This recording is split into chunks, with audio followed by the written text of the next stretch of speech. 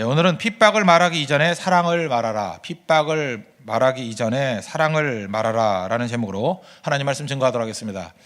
요한복음 14장부터 16장을 다락방 강화라 그럽니다. 예수님의 양대 설교죠. 사역 초기에 했던 설교가 산상수훈, 마태복음 5장, 6장, 7장, 또 십자가 지기 직전의 마지막 설교, 양대 설교인데 다락방 강화 이렇게 얘기를 합니다. 오늘의 주제는 핍박입니다. 믿는 자들에게는 핍박이 있다라는 것입니다. 예수님 때문에 오는 핍박이다. 이게 정확하게 맞다고 생각을 합니다. 그런데 오늘 특이사항은 뭐냐? 핍박을 말씀하기 이전에 사랑을 말했다는 것입니다. 17절을 보십시오. 내가 이것을 너희에게 명함은 너희로 서로 사랑하게 하려 함이라. 존 메가더라고 로스앤젤레스에 계신 목사님이 계십니다. 그레이스 커뮤니티 처치 단임 목사님이신데 성경 분석하기로 유명하신 분입니다. 이 다락방 강화 이 내용을 분석한 그 책을 한번 읽어보니까 이렇게 나오더라고요. 핍박을 말하기 이전에 사랑을 말했던 이유가 있다. 왜냐? 세상이 성도를 미워하는 강도가 너무너무 크기 때문에, 마귀가 교회를 공격하는 것이 너무너무 크기 때문에, 그렇기 때문에 먼저 성도끼리 사랑하지 않고는 어떻게 견뎌내겠느냐? 참 명확한 해석 아닙니까? 그러니까 외부의 공격, 마귀의 공격이 너무너무 크니까 이거 당연하다는 거예요. 성도끼리 사랑하지 않고 어떻게 그것을 이길 수 있겠는가? 우리끼리 사랑하지 아니하면, 성도끼리 사랑하지 아니하면 마귀의 공격을 이길 수 없다. 그래서 예수님께서는 사랑을 말씀하시고 난 다음에 핍박을 이야기했다. 저는 상당히 일리가 있다고 생각을 합니다. 예수님께서는 원수를 사랑하라 이렇게 말씀하셨죠. 근데 원수로 사랑한다 그러는데 형제 자매를 사랑하지 않고 어떻게 원수를 사랑하겠습니까? 그러니까 형제 자매 사랑하는 것은 뭐 당연한 거고, 어디까지 커지라고요? 원수를 사랑하는 데까지 다 가라. 우리가 세상 사는 게 참 힘듭니다. 신앙생활하는 것이 마귀의 도전들이 있습니다. 그러므로 우리가 해야 될 일이 뭐냐? 싸움만 하라는 게 아니라 우리 성도와 성도끼리 서로 격려하고 위로하고 사랑하라. 이게 메시지라는 것입니다. 그러지 아니하면 외적인 대적과 싸워서 이길 수 없다. 성도가 더 뜨겁게 사랑하면 마귀의 핍박을 이길 수 있다. 성도가 뜨겁게 사랑하는 것이 우리 성도에겐 최고의 보약이 될 수 있다. 영적 보약이 될 수 있다. 그래서 우리 싸움이 있을 때마다, 영적인 싸움이 있을 때마다, 마귀와의 싸움이 있을 때마다 더 뜨겁게 사랑하는 걸 통해서 내적인 체력을 기를 줄 아는 우리 믿음의 종 되기를 바랍니다. 그러면 세상이 왜 성도를 미워하고 교회를 미워하겠습니까? 18절 19절을 보십시오. 세상이 너희를 미워하면 너희보다 먼저 나를 미워한 줄을 알라. 너희가 세상에 속하였으면 세상이 자기의 것을 사랑할 것이나 너희는 세상에 속한 자가 아니요 도리어 내가 너희를 세상에서 택하였기 때문에 세상이 너희를 미워하느니라. 왜 세상이 미워하느냐? 세상에 속하지 않았기 때문에 그렇다는 것입니다. 예수님께 속하였기 때문에. 다시 말해서 세상 사람들이 볼 때 교회나 성도는 이질적인 존재라는 것입니다. 다른 기준과 다른 가치관을 가지고 살아간다는 거예요. 다를 때 공격하는 겁니다. 다를 때. 빛과 어두움이 있습니다. 잘 보십시오. 어두움이 있어요. 어두움이 깜깜한데 빛이 하나가 비춰집니다. 그러는 순간에 어두움을 심판하잖아요. 어두운지 알잖아요. 안 그렇습니까? 어두운 줄 알잖아요. 그러니까 그 빛이 미운 겁니다. 빛이 없으면 어둠이 어둠인지 모르는데 빛이 드러났기 때문에 어둠이 드러난다는 거예요. 거짓말 다 하는 사람들 모여 있으면 뭐 거짓말 하는지 잘 모르잖아요. 근데 갑자기 한 사람의 진실된 사람이 나타납니다. 그럴 때는 다 죄인 돼 버리잖아요. 옛날에 그 이랜드 사람들이라는 책이 있었어요. 거기에 이랜드 사람들 지금 뭐 안 나오나요? 거기에 그 박성수 회장이 썼던 얘기가 그러더라고요. 공무원이 제일 무서워하는 게, 옛날에 좀 부정부패가 있을 때 얘기입니다. 공무원들이 제일 무서워하는 것이 정직한 사람이라고. 그러니까 다 뇌물 주고받고 할 때는 뭐 너도 나도 다 똑같다 그래서 편안함을 갖는데, 갑자기 한 사람, 정직한 사람이 나타나기 시작하면 긴장하기 시작한다는 거예요. 저 사람을 갖다가 우리가 똑같이 만들어 버리든지 죽여버리든지 둘 중에 하나가 아니면은 유지할 수가 없대요. 그러니까 성도가 세상을 살아갈 때 원리가 똑같은 거죠. 세상과 똑같이 살면 문제 없습니다. 근데 다르기 때문에 그때부터 공격이 온다는 거예요. 한번 보십시오. 교회가 전체가 다 기도 안 해요. 그러면 나름대로 평화가 있습니다. 그거 아세요? 기도 안 하는 평화. 예, 그거 묘해요. 그거 다 너나 나나 죄인이다. 뭐 말도 안 해요. 그냥 조용해요. 근데 어떤 한 사람이 은혜를 받고 기도하기 시작하면 눈에 가십니다. 그 사람이 기도 때문에 자기가 기도 안 함이 드러나잖아요. 교회 안에도 그런 게 들어온다. 교회 안에도. 그죠? 설교 못하는 사람이 설교 잘하는 사람 미워 죽어요. 그거 아세요? 그 이유가 뭐냐? 자기가 못한다는 게 드러나기 때문에. 교회도 부흥하면 옆에 있는 교회가 부흥하고 하면 같이 기뻐해야 되는데, 뭐 옛날에 그런 책이 하나 있대. 이웃교회 목사, 뭐 그런 책이 있어요. 목사들만 읽는 책인데 마귀보다 더 미운 게 이웃교회 목사래. 이유가 뭐냐면 부흥할 때 막 그냥 가슴이 아파오고 그 심정 뭔지 알아요.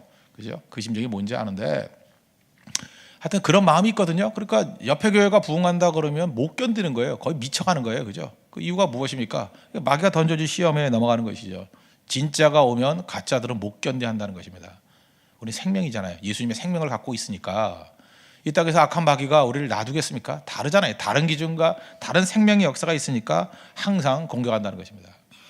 20절 보십시오. 내가 너희에게 종이 주인보다 더 크지 못한다 한 말을 기억하라. 사람들이 나를 박해하였은지 너희도 박해할 것이요 내 말을 지켰은지 너희 말도 지킬 것이라. 예수님의 제자들 아닙니까? 예수님 박해했는데 뭐 우리 놔둘 리가 없죠. 그 성지순례 이런 거 가면은 원래는 제가 그 여유가 되면 이번 11월에 우리 성도들과 함께 그 예루살렘 한번 가려고 그랬었는데 거기 이제 골고다 길 그런 데 있지 않습니까? 비아돌로로사라고 예수님 걸어갔던 길. 거기 가면서 예수님과 똑같이 걷겠다고 어떤 사람은 무릎으로 걸어가기도 하고요. 무릎 깨지는데. 그래서 또 무릎 받침대도 있대요. 그 판대 그거. 그냥 그러면서 걷기도 하고. 십자가를 메고 근데 바퀴 달린 거. 바퀴 달린 거 끌고 가면서. 하여튼 쇼를 하죠. 쇼를. 예. 하여튼 그런 거 있다 그러는데 그 이유가 뭐예요? 예수님의 고난에 동참한다라는 거 아닙니까? 그 비아돌로로사 거기 가서 동참하지 말고요. 우리 삶 속에서 조롱과 멸시 속에 복음 증거할 때 동참하는 게 훨씬 좋아요. 우리 뭐 나가서 노방전도 할 때 뭐 좋은 얘기만 듣습니까? 이렇게 비난당하고 공격당하고 그럴 때 예수님 이름 때문에 당하는 고난이잖아요. 그게 예수님의 고난에 동참하는 거겠죠. 다르기 때문에. 다를 때 뭐라 그래요? 너 광신도다 그러고 너 왜 그러냐 그러고 왜 그렇게 믿냐 그러고 유별나다 그러고 다 그런 거 뭐 오히려 그런 게 없으면 가짜죠. 그죠? 그 가짜니까 비슷하면 공격 안 해요. 세상과 유사하면 공격 안 한다니까요. 다르기 때문에 오늘 세상이 왜 미워하는지를 성경은 명확하게 말하고 있습니다. 다르기 때문에 세상에 속하지 않았기 때문에. 그 다음 단계 복이란 게 뭐냐? 예수님의 첫 번째 설교를 한번 넘어갑시다. 산상수훈을 보면요 마태복음 5장에 팔복이 나오죠. 처음에 복 있는 자는 하면서 나옵니다. 무엇이 참된 복인가를 보여주고 있어요. 복은요 수준에 따라서 복이 다 틀립니다. 예를 들어서 돼지를 한번 생각해 보십시오. 돼지가 인간을 쳐다볼 때 한심해 보이겠죠. 뭐 이상한 쇳덩어리 같은 걸로 이렇게 숟가락을 퍼먹잖아요. 뭘 저렇게 어렵게 먹나? 먹다가 떨어지기도 하고 또 더 기가 막힌 것은 짝대기 2개 갖고 이렇게 잡아서 먹는데 젓가락. 돼지가 볼 때는 한심한 거죠. 저런 한심한 족속들 어떻게 저렇게 먹나? 뭘 퍼먹질 않나? 젓갈질해서 먹질 않나? 참 되게 불쌍하네. 돼지는 무엇이 복이에요? 땅에 떨어진 거 편안하게 주워 먹는 게 복이에요. 나보다 편안하게 먹고 있는 존재 있으면 나오라 그래. 돼지가 제일 편하게 먹어요. 막 섞여가지고 먹다 남겨두면 또 먹고. 그런데 돼지는 그것을 복이라고 여기는데 우리는 그걸 뭐라 그래요? 인간성 상실. 여러분 아무리 좋은 음식이라 할지라도 땅바닥에 집어던지면 먹겠어요? 먹겠냐고요. 뭐 땅바닥이 아니라 할지라도 그릇에 들어지는 것 갖다가 이렇게 던져주면서 얘 따라 나눠 먹어라. 그러면 아무리 스테이크 좋다 할지라도 그거 먹겠어요? 인간은 영적인 존재이기 때문에 그런 모멸감을 가지고는 절대 먹을 수 없어요. 소화시킬 수 없어요. 그게 인간이라고요. 복이 다르죠? 우리가 어느 순간 돼지순, 영적 돼지순으로 떨어졌다는 것입니다. 그래서 뭐든지 뭐 맛있게 먹으면 되고 편하게 먹으면 되고 편함 가다 보면 돼지까지 내려간다니까요. 편하게만 하면 다예요? 아니죠. 어떤 때는 명문가에서는 식사하는 법도 가르치는 거고 순서도 가르쳐요. 소리 내면 안 된다 그러고 규율이 있잖아요. 규례가 있잖아요. 그게 바로 뭐예요? 인간됨이죠. 인간됨. 그래서 우리 성경에서 예수님께서 산상수훈에 제일 먼저 가르쳐 준 게 뭐냐면 너희들 기준부터 배워라. 복이 뭔지 아니? 그거예요. 복이라는 건 뭐예요? 돼지가 아니다. 하나님의 자녀다. 그거 깨달으라는 거예요. 하나님의 자녀라 그러면 적어도 세상이 던져주는 복 그거 기준 가지고 따라가면 안 된다는 거예요. 세상은 뭘로 복이라 그래요? 집 크고 돈 많고 뭐 그런 거 아닙니까? 그죠? 그게 왜 복이냐는 거예요. 그게 복이 아니다. 그러면서 심령이 가난한 자는 복이 있나니부터 시작해서 마지막 8번째 복이 뭐예요? 마태복음 5장 10절. 의를 위하여 박해를 받은 자는 복이 있나니 천국이 저희 것이라고. 3가지 개념이 나옵니다. 의를 위하여 의, 박해를 받는 자는 박해, 복이 있나니 복. 근데 우리는 이 3가지 개념인데 이걸 앞에 2가지만 바라봐요. 의를 위하여 박해를 받는 여기서 다 걸리는 거예요. 의가 좋아요. 의는 좋은데 박해는 싫어요. 그래서 어떻게 하면은 의를 추구하면서 박해를 피할 길이 있는가? 박해당하는 건 망하는 거고 손해고 힘든 거 아닌가? 그 길 가는 건 힘들어. 이게 왜 좋은 길이야? 이런 생각을 한다는 것입니다. 그런데 성경은 뭐라 그래요? 예수님 뭐라 그래요? 의를 위하여 박해를 받은 자는이에요. 받는 미래가 아니라 받은 자, 이미 받은 자, 과거형입니다. 의를 위하여 핍박을 박해를 받은 자는 그거 뛰어넘고 과정이죠. 복이 있나니. 의에서 시작해서 어디로 가요? 복으로 간다고. 영적인 시각이라는 건 뭐냐 하면요, 근시 안에서 저 멀리 있는 것을 바라보게 만드는 능력입니다. 의에서 시작해서 그게 복이라는 거예요. 다만 중간에 있는 박해는 과정일 뿐이다. 얼마든지 이길 수 있다. 그걸 우리에게 보여주고 있다는 것입니다. 마귀의 괴계가 뭔지 아십니까? 이제 아시겠죠? 마귀는 복은 감추고 박해만 드러나게 만들어요. 마귀의 괴계는 그거예요. 의를 위하여 박해를 받는 자는 복이 있나니. 그런데 마귀는 의를 위하냐? 그럼 박해가 있어. 거기서 끝내버려요. 의를 추구해? 박해가 있어. 의를 추구해? 핍박이 있어. 의를 추구해? 무지하게 고난이 있어. 너희 못 견딜 거야. 복을 다 감춰버린다고요. 근데 그래서 예수 믿는 사람들은 읽을 때 이렇게 읽어야 돼요. 의를 위하여 박해를 받은 자는 복이 있나니. 엑세트가 복에 가야 됩니다. 박해를 받은 자는 복이 있나니. 의를 위하여 박해를 받는 건 통째예요. 의를 위해서 박해를 받는 그 자체가 복이 있나니. 이걸 붙들 때 우리가 날마다 승리할 수 있다는 것입니다. 마귀는 언제나 끝을 안 보이게 만듭니다. 그 선악과부터 나오잖아요. 선악과 먹으면 어떻게 된다고요? 눈이 밝아져서 선악을 알게 한대요. 거기까지 맞을 수도 있죠. 근데 죽는다를 숨겨요. 죽지 않는다. 죽지 않는데요. 미끼라는 게 다 그렇지 않습니까? 눈앞에 있는 거 보는 거 아니에요. 뭐 물고기 잡을 때 미끼가 지렁이만 보이지 이 갈고리가 보여요? 줄이 보여요? 막대기가 보여요? 웃고 있는 아저씨가 보여요? 안 보이죠. 그거 다 보인다 그러면 누가 그걸 먹겠어요? 안 보이니까 눈앞에 것만 보면 언제나 걸리게 된다는 것입니다. 그래서 예수님께서 우리에게 보여주시는 그 중요한 것, 신앙이라는 것은 그 다음을 보는 거예요. 눈앞에 있는 게 아니라 그 다음이 무엇인가. 그 다음을 보는 복. 그렇다 그러면 의를 위하여 박해를 받은 것이 복이 된다. 이것을 가슴에 새기고 이것이 우리의 삶의 복의 개념으로 다가오게 될 때 어떤 난관과 어려움도 다 이겨낼 수 있는 승리자가 될 수 있다는 것입니다. 그러면 박해가 주는 유익이 뭔가? 과정이라 그랬는데 우리는 의를 위해서 박해를 받는 복이 있다. 그러니까 믿으면 되는데 뭐 굳이 얘기한다면 박해를 왜 주시겠어요? 과정으로서. 두 가지예요. 정화시키는 것들이 있고 또 하나 열매 맺게 만드는 일들이 있습니다. 그 정화라는 게 뭐예요? 깨끗하게 만든다는 거죠. 박해가 우리에게 유익이 됩니다. 이유가 뭐예요? 우리는 본질을 떠나고요. 또 순수함을 떠날 가능성이 아주 큽니다. 이 죄성 가운데 살기 때문에. 근데 박해라는 과정을 통해서 무조건 손해가 아니라 성도에게도 유익이 있다니까요. 우리를 깨끗하게 만들어 버립니다. 우리는 눈에 보이는 거에 관심이 많습니다. 그래서 수가 많고 뭐 돈이 많고 이런 건데 밖에 당해보면 그게 아니란 걸 깨닫게 돼요. 믿음이 중요하고 하나님 앞에서 얼마나 온전히 서 있는 것이 중요한가. 그걸 깨닫게 된다라는 것입니다. 요한계시록에 보면 7교회 나오죠. 소아시아 7개 쭉 나오는데 거기서 뭐 니네는 왜 이렇게 수가 적니? 뭐 그런 거 봤어요? 니네 교회는 왜 이렇게 교세가 약하니? 뭐 그런 거 봤어요? 니네 교회는 왜 부자들이 없니? 그런 거 봤냐고요? 없습니다.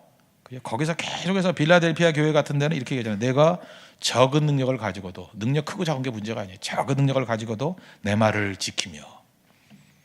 능력이 작다. 그거 비난한 적 한 번도 없어요. 내 말을 지키며. 하나님 말씀 지키고 내 이름을 배반치 아니하였도다. 이게 능력하고 무슨 관계가 있어요? 하나님 말씀 지키고 배반치 않는 거. 그게 무슨 능력하고 무슨 관계가 있냐고요. 많은 능력 가지고 그죠? 말씀 지키지 않고 날마다 자기 살겠다고 왔다 갔다 하는 인생이 된다 그러면 그게 문제지. 그 적은 능력을 가지고도 하나님 말씀 지키고 또 배반치 않는 거, 이게 얼마나 귀중하겠습니까? 마태복음 11장에 보면은 수고하고 무거운 짐진 자들아 다 내게로 오라. 내가 너희를 쉬게 하리라. 그냥 쉬게 하리라. 그 다음에 얘기합니까? 나는 마음이 온유하고 겸손하니. 예수님께 와가지고 너희는 내게 와서 멍에를 지고 내게 배우라.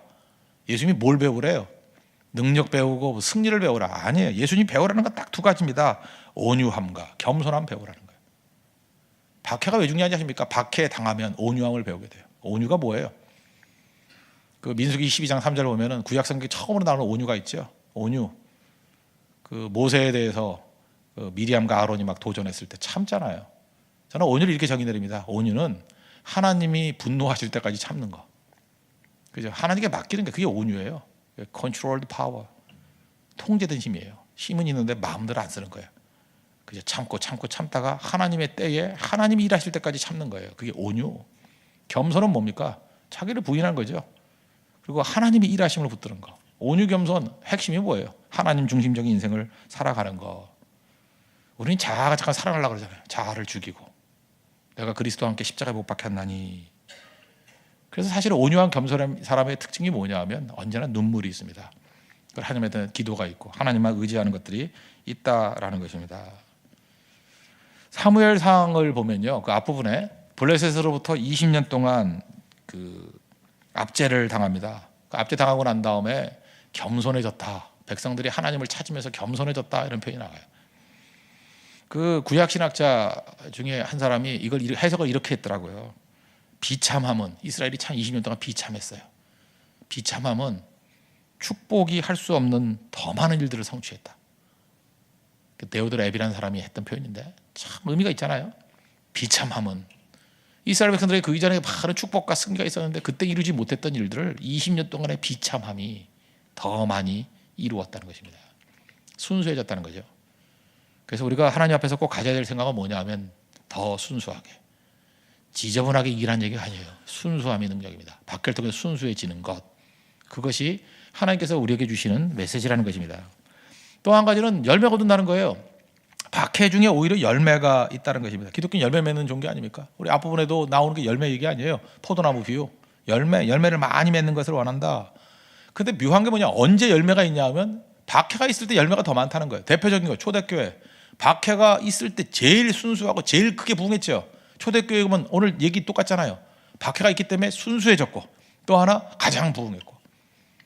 참 묘합니다. 박해가 그런 능력이 있다는 거예요. 중국교회 그 1949년에 공산화되고 난 다음부터 박해가 얼마나 심했어요. 교회 다 사라졌다 그랬는데 교회가 수치상으로만 10배 늘었어요. 10배. 수치상으로만. 그리고 실제적으로 100배가 늘었다고요. 당시에 몇십만밖에 안 믿지 않았는데 뚜껑 딱 열어보니까 1억 정도가 믿고 있더라고요. 1억 정도가 예수를. 어마어마한 거 아닙니까? 박해가 교회를 하여금 열매 몇 개 만들었고 우리 대한민국도 마찬가지 아닙니까? 한국 전쟁, 일제시대 그런 역경을 겪으면서 박해를 겪으면서 옛날에 제암리 같은 데는 예수 믿는다 그러면서 일본군들이 둘러싸가지고 불질러 버렸잖아요. 다 태워서 죽여버렸잖아요. 그거 아십니까? 뭐 한국 전쟁 때도 굴 같은데 예수 믿는 사람 다 집어넣고 뭐 총살했다. 나 본 적은 없지만 우리 집이 또 피난 나온 사람이 있대 맨날 그런 얘기예요. 그죠? 이렇게 죽었다 저렇게 죽었다. 뭐 우물 속에 다 집어넣고 뭐 다 죽였다. 그런 거 한두 개가 아니에요. 그런 얘기들이. 그죠? 그 핍박 중에 더 하나님 의지하면서 겸손하게 쓰임 받지 않았어요. 열매가 더 얻지 않았어요. 그 죽으면 죽은 만큼 줄어들어야 되는데 더 늘잖아요. 더 뜨거워지잖아요. 잊지 말아야 된다고 하십니다. 지금도 있는지 모르겠지만 그 원주 가면 원주에서 그 충청도 넘어가는데 그 경계는 아마 강원도가 아니라 충청도인 것 같아요. 그 신림 가나 농군학교 제가 그 굉장히 옛날에 갔습니다. 그 언제 갔냐면은 80년대 말에 갔어요. 89년도인가 뭐 이때. 그때 초창기 때. 그때 얘기했잖아요. 뭐 돌멩이 세우는 얘기부터 시작해가지고 거기 그 갔다가 그 근처 집회를 한번 갔다가 거기를 간 건 아니에요. 그 바로 앞에 있는 교회 갔어요. 신림 가나 농군학교 앞에 있는 교회. 교회 이름도 잊어버렸어요.